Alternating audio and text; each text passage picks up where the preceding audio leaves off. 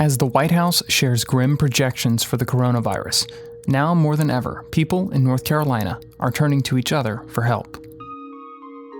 From WREL News and the Capital Broadcasting Podcast Network, this is your Coronavirus North Carolina News Brief for Wednesday, April 1st, 2020.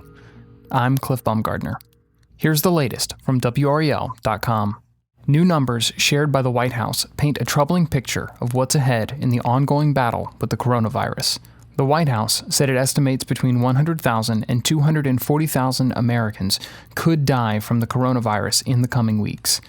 There have already been more than 3,800 deaths in the U.S., and more than 262 million Americans, 80% of the population, are under stay-at-home orders. In the wake of these painful numbers, top health advisors, including Dr. Anthony Fauci, are pleading with people to stay home. Now is the time to put your foot on the accelerator, because that's the only thing that's going to stop those peaks. In North Carolina, more than 10 million residents are impacted by stay-at-home orders. As of recording, more than 1,600 cases of COVID-19 have been confirmed in the state, as well as 11 deaths. From WREL TechWire, effective today, the Families First Coronavirus Response Act becomes law, providing paid sick leave and expanded family and medical leave for employees at businesses who employ fewer than 500 people. Paid leave provisions are effective as of April 1st and apply to leave taken between April 1st and December 31st of this year, according to the U.S. Department of Labor. To help employers and employees better understand the law's requirement, the Labor Department has published detailed requirements and definitions in a question and answer format, which you can find at dol.gov. As part of our ongoing Here to Help community commitment, WREL and the United Way are working together on a fundraising event this Thursday. It's time to help the helpers. The United Way's Rapid Response Fund provides immediate funding to many nonprofits who are working the front lines of our community and experiencing an increased demand for critical resources like food, childcare, and housing due to COVID-19. How can you help the helpers? Join us in donating directly to the Rapid Response Fund. It all happens this Thursday, April 2nd, from 4:30 a.m. through 8 p.m. For more information, visit WREL.com and search Here to Help.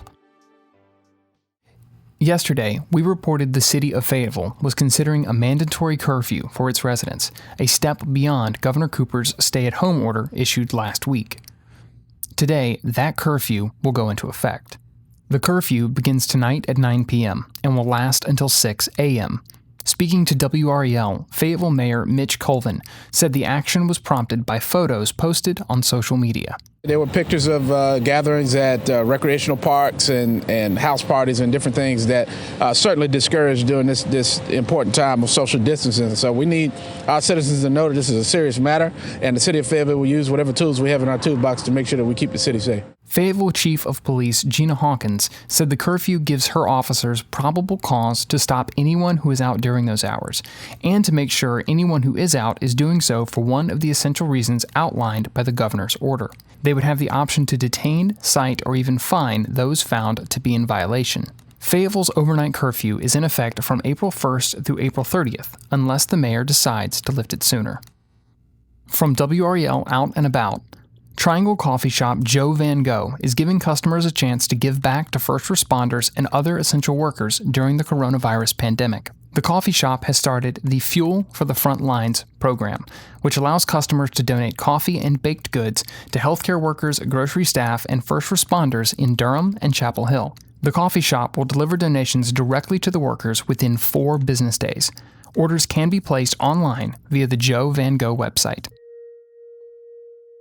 And lastly, if you want to know more about how local businesses are navigating the impact of coronavirus, check out the now daily WREL Out and About podcast. It's a show that brings people together even in a time of social distancing, and it's available right now at WREL.com/podcasts. This has been your Coronavirus North Carolina News Brief for Wednesday, April 1st, 2020. We'll be back tomorrow with the latest headlines. Thanks for listening.